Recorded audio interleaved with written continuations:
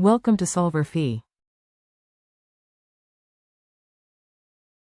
In this exercise, we have a free particle, that is a particle for which the potential energy U is equal to 0.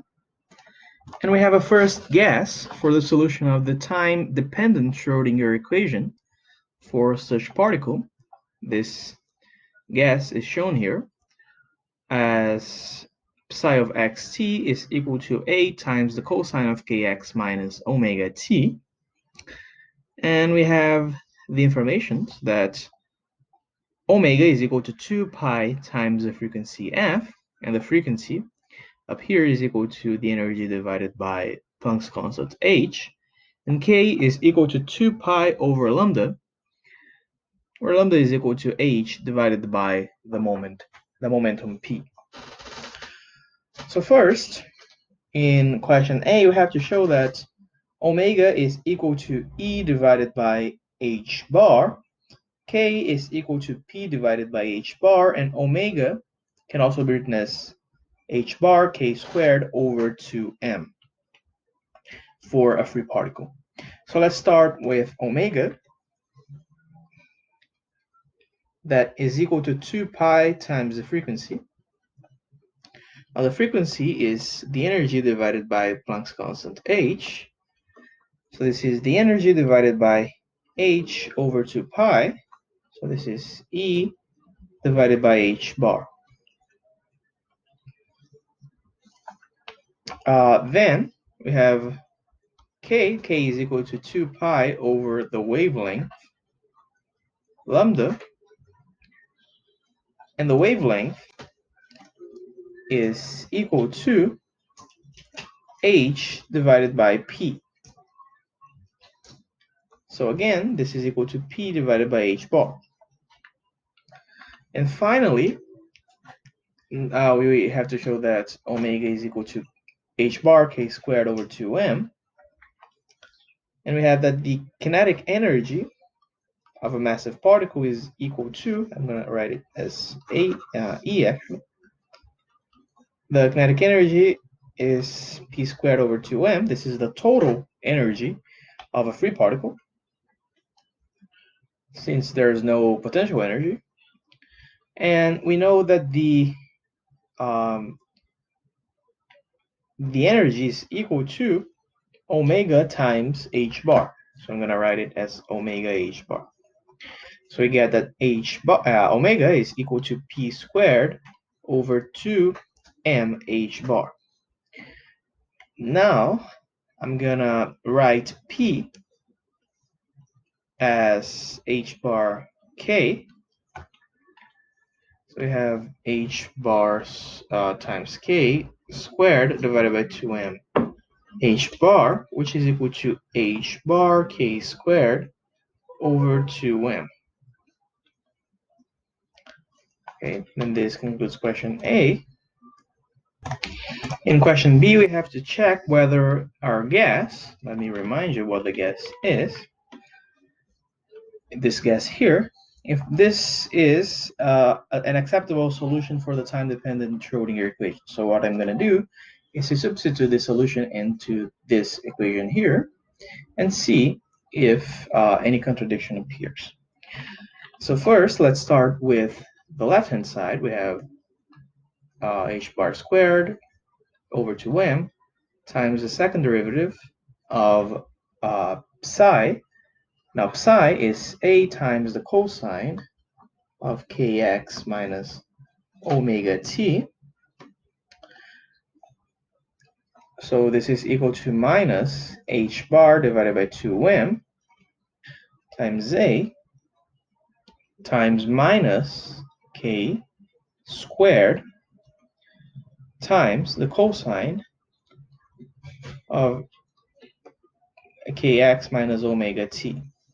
So this is equal to h bar squared a k squared over 2m. Actually, let me write it like this: h bar k squared over 2m times psi of xt. Okay, and now the right hand side is I times h bar times the time derivative of psi of xt, and this is equal to minus I omega h bar times a sine, plus sign appears, a sine of kx minus omega t. Okay, just differentiated the cosine here.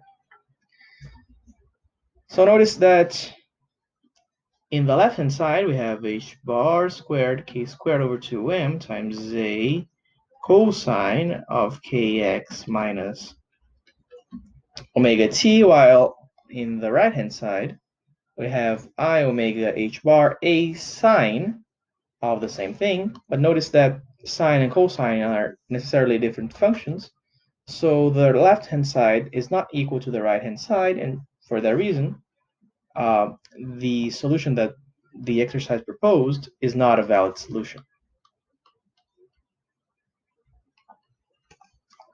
Then, in question C, we have to show that if we substitute the sine for a cosine, the cosine for a sine, again, this is not an acceptable solution. So if the solution is a times sine of kx minus omega t, this is also not an acceptable solution. So I'm going to do the same procedure.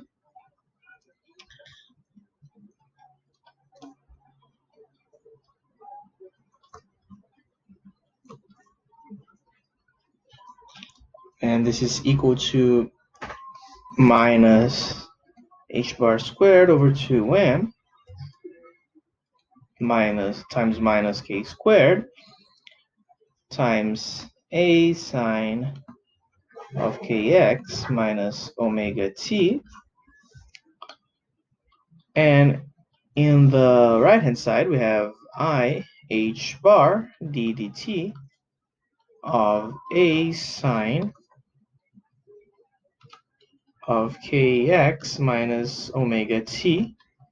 This is I h bar times minus omega times a times the cosine of kx minus omega t.